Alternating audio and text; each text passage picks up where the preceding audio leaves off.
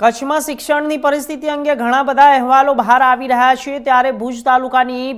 ભરતનગરી પ્રાથમિક શાળામાં ઓરડા જેવા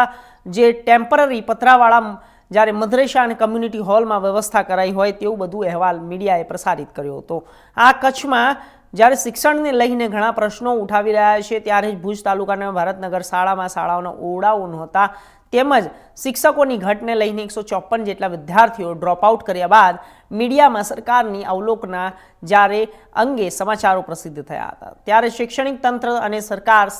સફાળી જાગી હતી। મીડિયાના અહેવાલો બાદ તેમજ આગેવાનોએ સાંસદ અને ધારાસભ્યને રજૂઆત કરતા સરકારે આ વર્ષો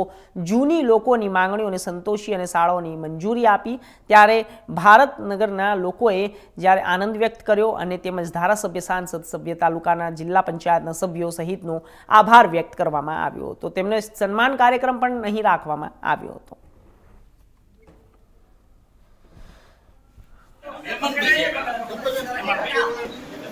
સાહેબ, બાળકોમાં એક ખૂબ સારો એવો ઉત્સાહ જોવા મળી રહ્યો છે કારણ કે અત્યારે અમે એક અલગ રૂમોની પણ વ્યવસ્થા કરી છે અને બાળકો અત્યારે જે ભણતા હતા તે પતરાના શેડ નીચે ભણતા હતા। હવે બાળકોને પણ એવી આશા જાગી છે કે અમને પણ એક સારી એવી બિલ્ડિંગ મળશે, સારું ઇન્ફ્રાસ્ટ્રક્ચર મળશે અને વ્યવસ્થિત બધા શિક્ષકો જે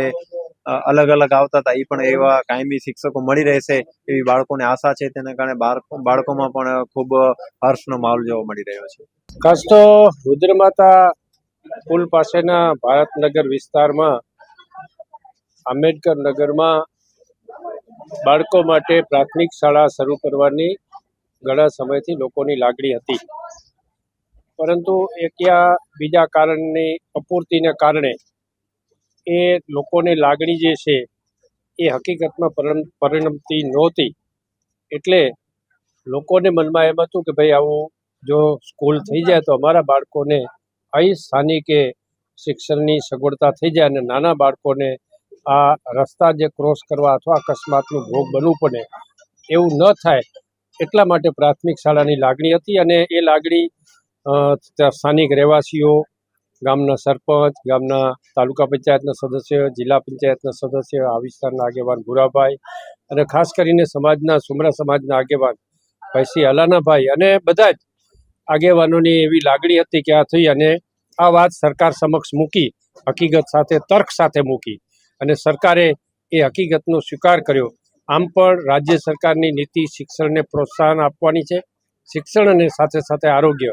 તો એવી સગવડતાઓ લોકોને સરળ રીતે કેમ મળે એના ભાગરૂપે